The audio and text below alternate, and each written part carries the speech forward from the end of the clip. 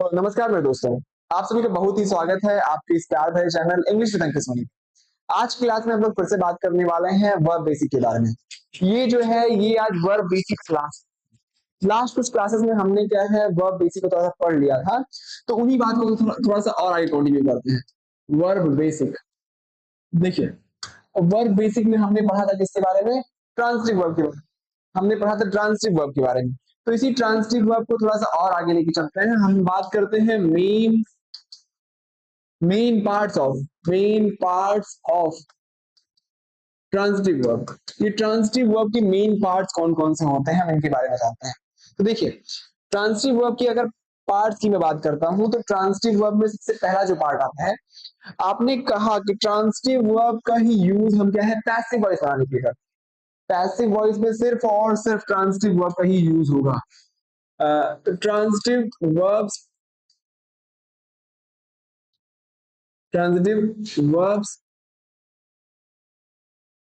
are used to make passive voice, to make passive voice को बनाने के लिए हम क्या करते हैं ट्रांजिटिव वर्ब का यूज करते हैं। अगर इनके एग्जांपल की बात की जाए, सिर्फ और सिर्फ ट्रांजिटिव वर्ब का ही यूज होगा, आप इसके साथ इनट्रांजिटिव का यूज नहीं कर सकते हैं। अगर मैं इनके एग्जांपल्स की बात करता हूं तो इनके लिए जो हमें एग्जांपल देखने को मिलता है वो है, एग्जांपल देख लीजिए। इनके लिए जो हमें एग्जांपल मिलता है वो है कि जैसे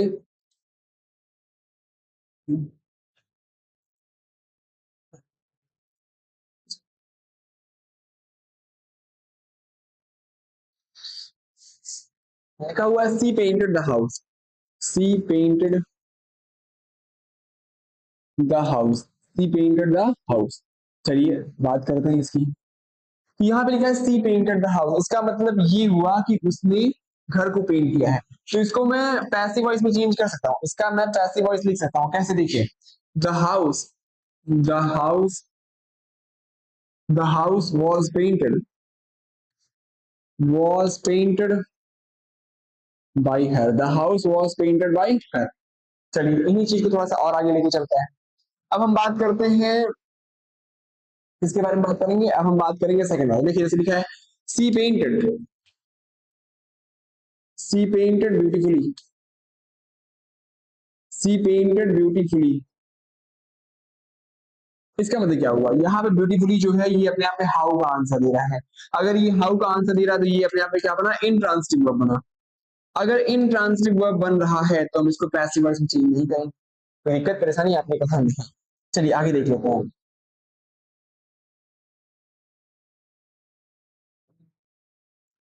देखिए देखते हैं थोड़ा सा इसको और आगे लेके चलिए। ये तो हो गया ट्रांजिटिव वर्ब के बारे में। अब हम बात करते हैं, आपने देखा होगा इससे पहले मैंने जब आपको प्रीपोजिशन पढ़ाया था, उस प्रीपोजिशन में एक पार्ट था कि अगर हमें ट्रांजिटिव वर्ब दिया गया है, if we are given transitive verb, है ना, तो आपको तो ये पता होगा कि ट्रांजिटिव वर्ब जो होता है वो अपने बाद क्या देता है? ये अपने बाद हमेशा नाउन या फिर प्रोनाउन को ही देता है।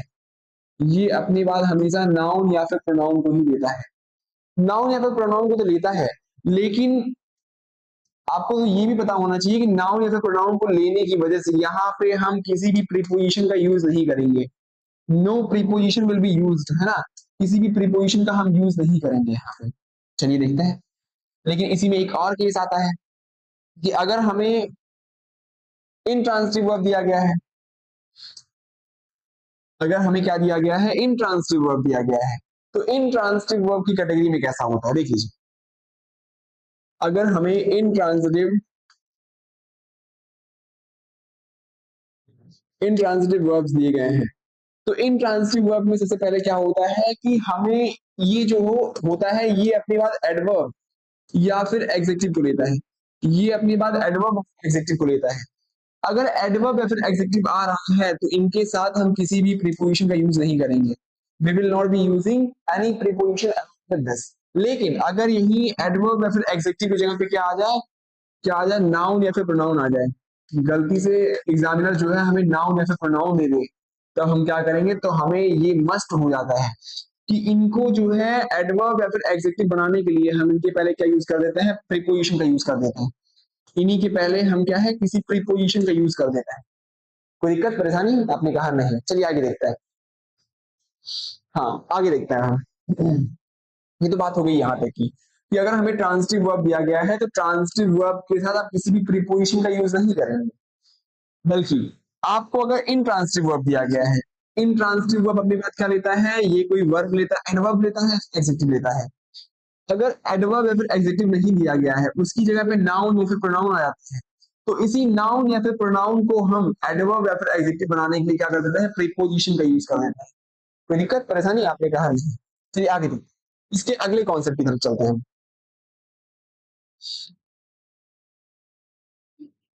अगले कॉन्सेप्ट की तरफ चलते हैं। कॉन्सेप्ट को समझने से पहले हम क्या है, एग्जाम्पल एग्जाम्पल लिखते हैं, इसी का एग्जाम्पल लिखने की कोशिश कर रहे हैं। देखिए, इसी का हम एग्जाम्पल लिखने की कोशिश करते हैं। दोनों को मैं ब्लैक ही कर देता हूँ। हाँ, चलिए, एग्जाम्पल लिखा हुआ है, she bought a bed. She bought a bed. चलिए देखते हैं। अगला जो एग्जाम्पल है वो है, देखिए, she slept dash bed. She slept dash bed. आगे देखते हैं। She killed dash snake.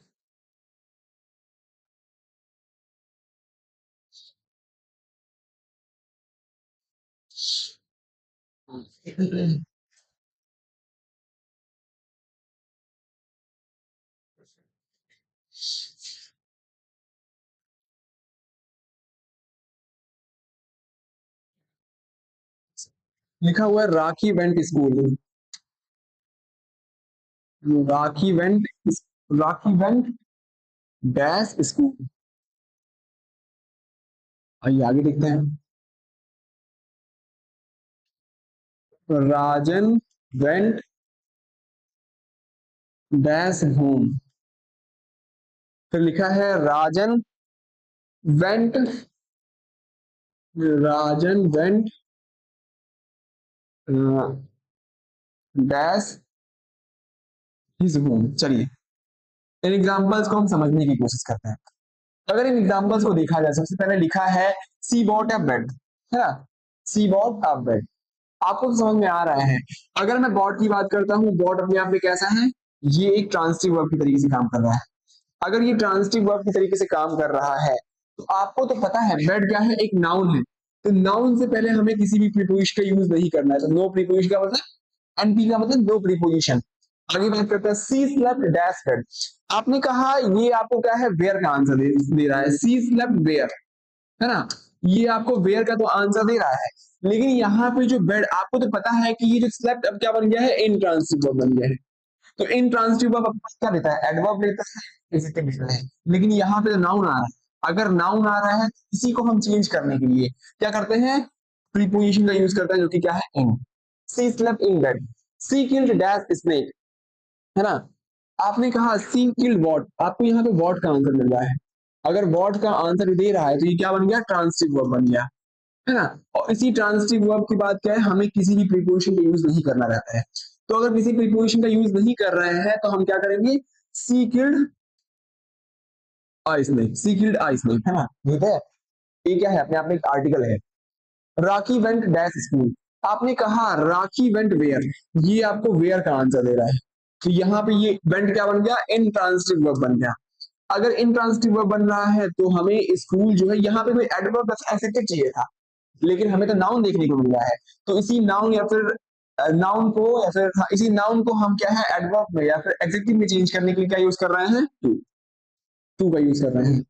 Rajan went dash home. आप एक बात देख लीजिए, अगर होम लिखा हुआ है, होम सिर्फ और सिर्फ खाली ऐसे लिखा हुआ है, तो ये क्या बनाता है, ये अपने आप में एडवर्ब बनाता है। क्या बनाता है, एडवर्ब बनाता है। और ये मीनिंग किसका देता है, ये आंसर देता है वेयर का। ये आंसर किसका देता है, वेयर का। तो एक बात ये भी समझिए कि अगर ये वेयर का आंसर दे रहा है, तो हमें क्या है, इसके साथ किसी भी प्रीपोजिशन का यूज नहीं करना है, no preposition must be use. लेकिन लेकिन लेकिन लेकिन अगर इसी होम के साथ हमें क्या दिया गया है, ए दिया गया है, एन दिया गया है, फिर क्या है, दा दिया गया है, दा, दा दिया गया है, या फिर कोई पोजीशन बताने वाला, या फिर कोई पोजीशन बताने वाला एग्जेक्टिव भी दिया गया है, इनके साथ हमने क्या यूज कर दिया है, होम को यूज किया है, इसके साथ भी होम को यूज किया है, फिर इसके साथ भी होम को यूज किया है, फिर इसके साथ भी हमने होम को यूज किया है। तो ये जो पार्ट बनता है ये क्या रहता है, ये एक नाउन बन जाता है, फिर नाउन की तरीके से काम करता है। अगर ये नाउन की तरीके से काम करता है तो हमें क्या है, कंपल्सरी हो जाता है कि इनके साथ हम क्या यूज करेंगे, इनके साथ हम प्रीपोजिशन का यूज करेंगे ही करेंगे, इनके साथ हम प्रीपोजिशन का यूज करेंगे ही करेंगे। चलिए आगे देख लेते हैं। चलिए इसी बात को थोड़ा सा और समझते हैं गहराई से। आपको दिया गया है राजन वेंट होम। अगर ये होम जो है अकेले लिखा गया है तो ये एडवर्ब है, जिसकी वजह से यहाँ पे किसी भी प्रीपोजिशन के यूज करने की जरूरत नहीं है। ठीक है ना। राजन वेंट हिज होम, अब ये हिज होम किस तरीके से काम कर रहा है, नाउन की तरीके से काम कर रहा है। अगर ये नाउन की तरीके से काम कर रहा है तो हमने क्या लगा दिया, टू का यूज कर दिया है। कोई दिक्कत परेशानी। चलिए हमने क्या यूज कर दिया है, टू का यूज कर दिया है। चलिए थोड़ा सा अगले अगले कॉन्सेप्ट पे चलते हैं, अब हम अगले कॉन्सेप्ट पे चलते हैं। तो ब्लैंक ही कर देते हैं।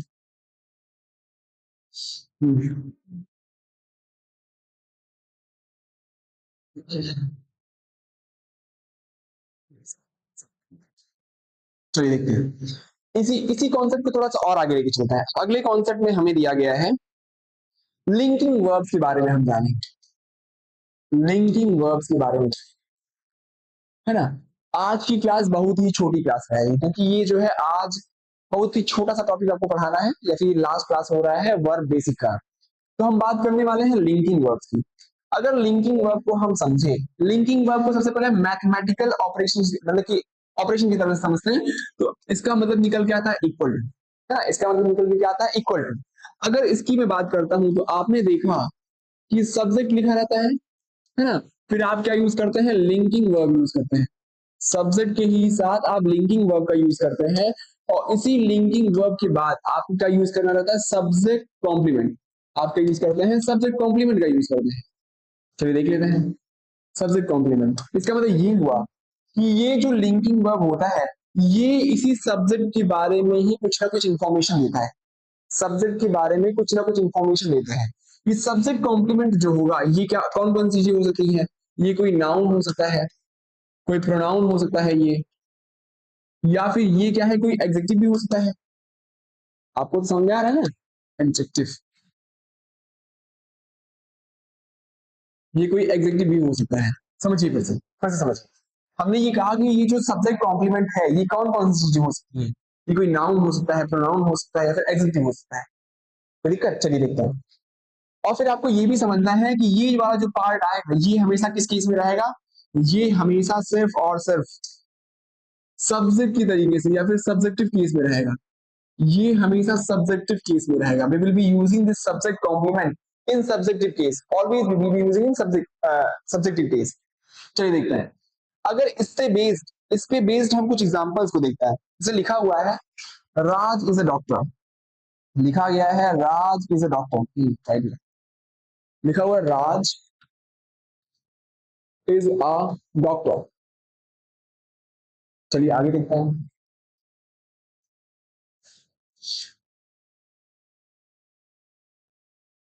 लिखा हुआ है इट इज हिम।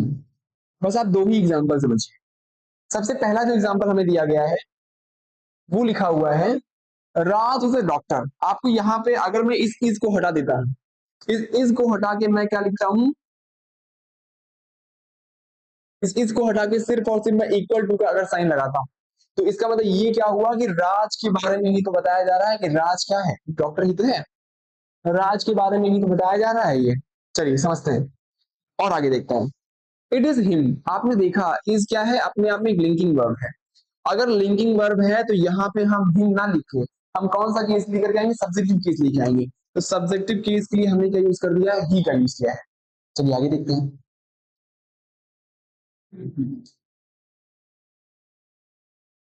वाइट किया है। चलिए देखते हैं। आगे थोड़ा सा समझते हैं। ये तो बात हो गई यहाँ तक की।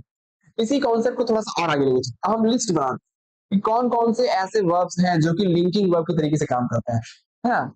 लिंकिंग वर्ब की तरीके से काम करने वाले जो वर्ब्स हैं वो सबसे पहला है is am are, is am are, was, were, seem, seem के साथ become, is am are was were seem become, लिखा हुआ है लुक, अपीयर, रिसेंबल, टर्न, लिखा हुआ है गो, ग्रो, फील, टच, ये सब इसकी कैटेगरी में आता है। ये सब लिंकिंग वर्ब की कैटेगरी में आता है, या फिर इनको हम लिंकिंग वर्ब की कैटेगरी में हमेशा रखते हैं, है ना। ये ऐसे वर्ब्स होते हैं जो कि सब्जेक्ट सब्जेक्ट को क्या है, सब्जेक्ट कॉम्प्लीमेंट से जोड़ने का काम करते हैं, है ना। सब्जेक्ट कॉम्प्लीमेंट से क्या है, जोड़ने का काम करते हैं। चलिए इसी बात को थोड़ा सा हम और आगे लेके चलते हैं। अब आपको ये समझ में आता है कि कुछ ऐसे वर्ब्स होते हैं, ये तो बात होगी कि ये तो लिंकिंग वर्ब की तरीके से काम करता है, लेकिन कुछ ऐसे भी वर्ब्स होते हैं जो कि लिंकिंग वर्ब और फिर एक्शन वर्ब दोनों तरीके से काम कर लेते हैं, है ना। आप इसको एग्जांपल्स दीजिए। आप लिखेंगे following verbs act both as linking verb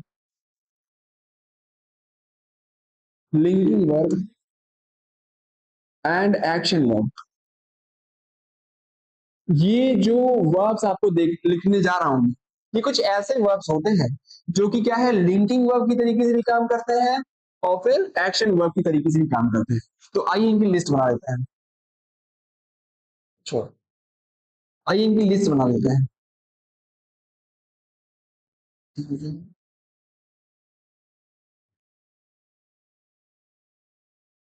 चलिए देखते हैं।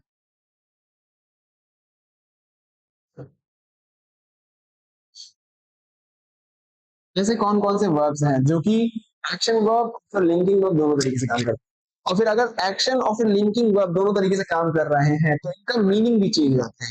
जैसे आपने सबसे पहले देखा वो लिखा हुआ है इसमें। अगर मैं सबसे पहले की बात करता हूँ, ये लिखा हुआ है इसमें। अगर मैं इसको लिंकिंग वर्ब के तरीके से यूज करता हूँ और फिर एक्शन वर्ब के तरीके से यूज करता हूँ, देख लीजिए।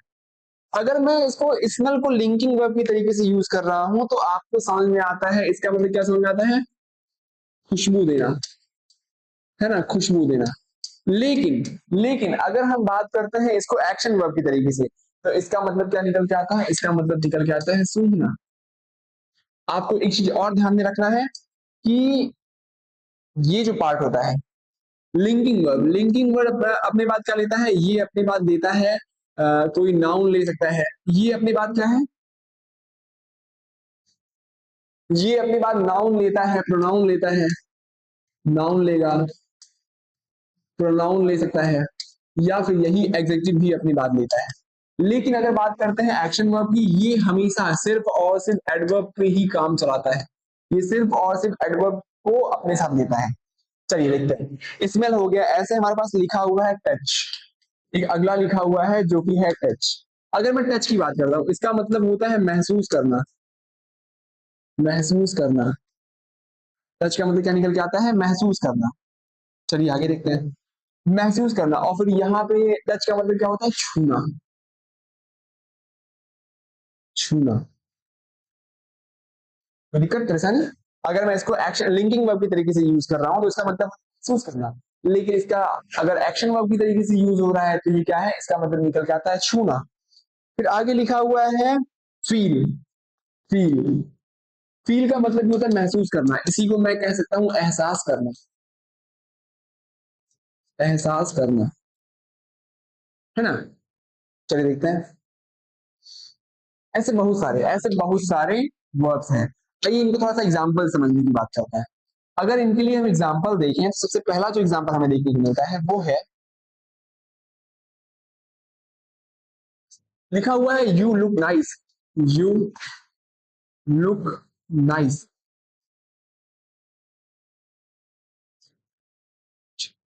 The students, the students are looking, the students are looking at the picture nice, या फिर आप नाइसली क्या लिखेंगे बताइए। आपको तो मैंने यही बताया था कि अगर आप किसी भी वर्ब के साथ एल वाई को जोड़ते हैं तो ये अपनी बात क्या बनाता है, एडवर्ब बनाता है। ये अपनी बात क्या बनाता है, एडवर्ब बनाता है।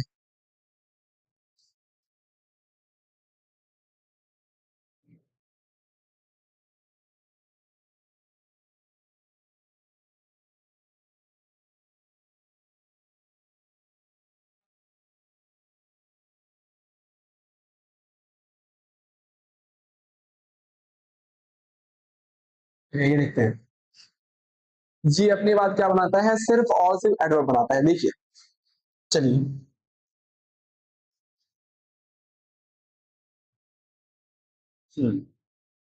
आइए थोड़ा सा इसको एग्जाम्पल समझते हैं। लिखा हुआ है यू लुक नाइस। अब ये लुक की बात हो रही है कि मतलब दिखना। लुक का मतलब क्या हो रहा है, एक और देख लीजिए आप। लुक का मतलब होता है दिखना या फिर दिखाई पड़ना। मैं यहाँ पे एक और लिख देता हूँ, लुक। लुक का मतलब होता है दिखाई पड़ना, है ना। और फिर अगर मैं इसके एक्शन वर्ब की बात करता हूं तो इसका मतलब होता है देखना। देखना, चलिए देखते हैं। यू लुक नाइस, इसका मतलब कि आप जो है अच्छी दिखाई पड़ रहे हैं। The students are looking at the picture nice और नाइसली। ये जो स्टूडेंट्स हैं वो पिक्चर्स को क्या है, देख रहे हैं। अब वो नाइसली देख रहे हैं कि नाइस नाइस देख रहे हैं कि नाइसली देख रहे हैं, आपने कहा हम सिर्फ और सिर्फ नाइसली यूज करें, क्यों, क्योंकि हमें एडवर्ब का यूज करना है। दिक्कत परेशानी, चलिए आगे देखते हैं।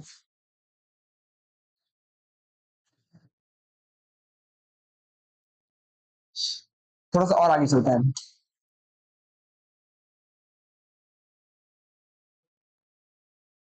दिखाई दे रहा है, चलिए देखते हैं।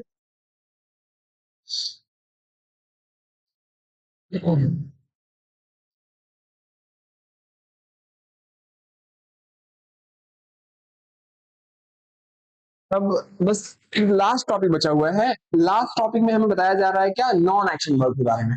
अब हम पढ़ने वाले हैं नॉन एक्शन वर्ब्स के बारे में। नॉन एक्शन वर्ब्स के बारे में हम पढ़ने वाले हैं। अगर नॉन एक्शन वर्ब की बात की जाए, नॉन एक्शन वर्ब का मतलब क्या होता है, एक ऐसे वर्ब जिसमें कोई भी एक्शन नहीं होता है, बल्कि इसी को हम बोलते हैं स्टेटिव वर्ब। इसी को हम क्या कह सकते हैं, इसी को हम कह सकते हैं स्टेटिव वर्ब। मतलब एक ऐसा वर्ब जो किसी की अवस्था, किसी की अवस्था को या फिर किसी के होने को बताता है, किसी का होना बताता है, उसी को हम क्या बोलते हैं, स्टेटिव वर्ब के नाम से जानते हैं, है ना। आपको इतना पता होगा कि स्टेटिव वर्ब को आप हमेशा सिर्फ और सिर्फ, स्टेटिव वर्ब को आप सिर्फ और सिर्फ इनडेफिनिट टेंस में यूज करेंगे। आपको इसको सिर्फ और सिर्फ इनडेफिनिट टेंस में यूज करना है। आप इसको कभी भी कॉन्टिन्यूअस टेंस में नहीं यूज कर सकते। You will not be able to use in continuous tense, है ना। अगर आप कॉन्टिन्यूअस टेंस में यूज करते हैं तो ये क्या हो जाता है, गलत हो जाता है। ये हमेशा किस में यूज होना चाहिए, ये हमेशा सिर्फ और सिर्फ इंडेफिनिट टेंस में यूज होगा। चलिए इनको थोड़ा सा एग्जांपल समझते हैं, है ना। एग्जांपल से समझते हैं, लिखा हुआ है। एग्जांपल से समझने से पहले मैं आपको क्या है कुछ लिस्ट बनवाता हूँ कि ऐसे कौन कौन से वर्ब्स होता है जो कि हमेशा सिर्फ और सिर्फ एक्शन वर्ब की तरीके से काम करते हैं, नॉन एक्शन वर्ब की तरीके से काम करते हैं। देखिए, सबसे पहला लिखा हुआ है know, consider, feel, think. Know, consider, feel, think. फिर और है calculate, contain, calculate, calculate, contain, calculate, contain, comprise, like, फिर है लव। ऐसे बहुत सारे एक्शन वर्ब्स हैं। आप क्या है इन थोड़ी सी ही लिस्ट को जानिए। ये कुछ ऐसे एक्शन वर्ब्स हैं जिनके साथ हम क्या है, जिसको हम स्टेटिव वर्ब के तरीके से यूज करते हैं, या फिर इनको आप कभी भी कॉन्टिन्यूअस टेंस में नहीं यूज करेंगे, बल्कि कॉन्टिन्यूअस की जगह पे आप क्या है इनडेफिनिट टेंस का यूज करना रहेगा। चलिए आइए इसको एग्जाम्पल समझते हैं। इनके लिए हम थोड़ा सा एग्जाम्पल लिखते हैं। देखिए example number 1, I am knowing this address, I am knowing this address. चलिए देखते हैं। हाँ, एक एग्जांपल और लिख लीजिए। She is understanding, she is understanding